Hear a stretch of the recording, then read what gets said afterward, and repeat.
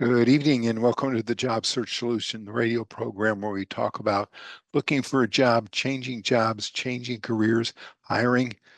And as always, we begin with a prayer. Dear God, grant us thy peace and thy mercy, thy will be done. Rich Savinski's out of town this week, and so we are going to be going over some recently received emails.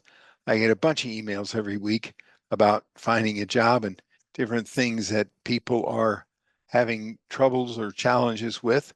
You're welcome to email me and we'll put those on the air, tony@babbage.com, because if you have a challenge regarding looking for a job, so probably about 1,000 other people have a challenge about finding a job, the same challenge. And so we're going to be going over those that we recently received, and some very interesting ones always.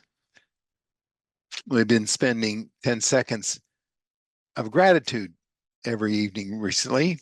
So think of 3 things you are grateful for. You get 10 seconds, go.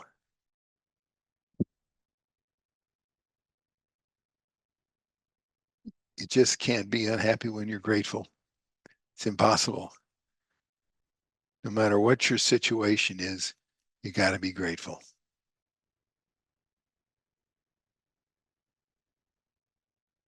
Okay, I wanted to talk about this evening the subject of knowing and being aware of what happened to the last person that was in the position that you're interviewing for.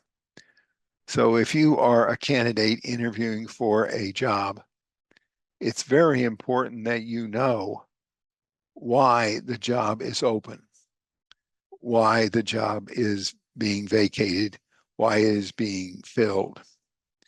If the last person that was in the position was fired, or it was a bad experience on the part of the employer, you need to know that. If the last person that was in the job was promoted and it was a good experience on the part of the employer, you need to know that. Now, we as professional recruiters always ask that position, and it's our duty and responsibility to tell a prospective candidate that we refer to the job why the job is open. And oftentimes we will go into real detail about that because it really has a lot to do with what the employer is looking for. It has a lot to do with what emphasis the employer is going to have on how they are going to interview and what they are going to look for.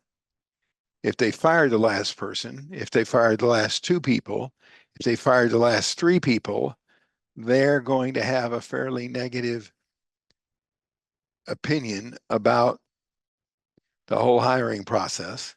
They're going to look at it in a negative way. They're going to be fearful. They're going to be scared. They're going to have a lot of doubt, uncertainty, and fear about hiring somebody.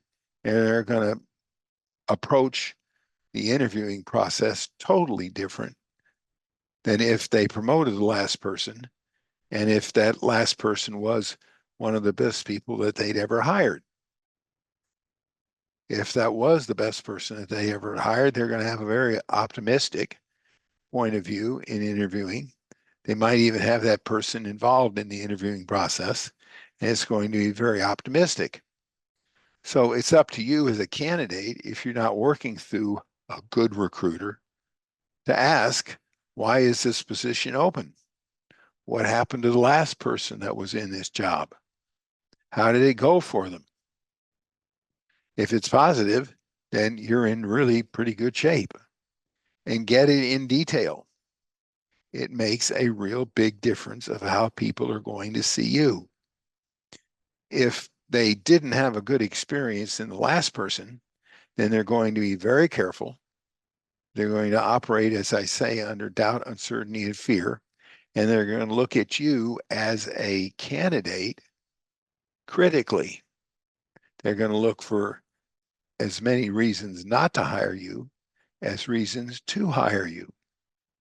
And so you have to ask this. What happened to the last person? Why did they succeed? Why did they not succeed? If they did succeed, are they going to be around to help a person succeed? And get a detailed answer to that question. If the hiring authority says something like, we really don't want to discuss it, then you better press the question a little more and say, well, I think it's important for me as a candidate to know that, and for you as an employer to know about me as a candidate in the light of what happened to the last person. It's totally a totally different way of looking at the position, whether the person was fired or whether it was a positive experience on the part of the employer. It's not hard to do. Most candidates, if they're not working through a real good recruiter, won't know to ask that. But it's really important to ask that and to get as much detail about that kind of thing as possible. Let them tell the story of the last person that was in the job. If it's a new position, and you'd want to ask what the expectations of the employer is for the new position and what they expect the new person to have, so that you get in detail what the expectations are. You still want to ask about expectations, even if the position was vacated by a person that was in the job. You'd want to know what the expectations are. But knowing whether it was a positive experience or knowing whether it was a negative experience is really, really important. So don't forget to ask that, and ask detailed until you really understand it.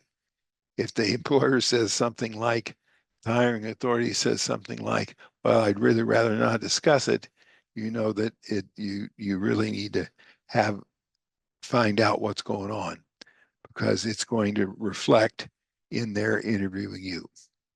All right, we're going to take a short break. Stay tuned. This is Tony Bashara with the Job Search Solution.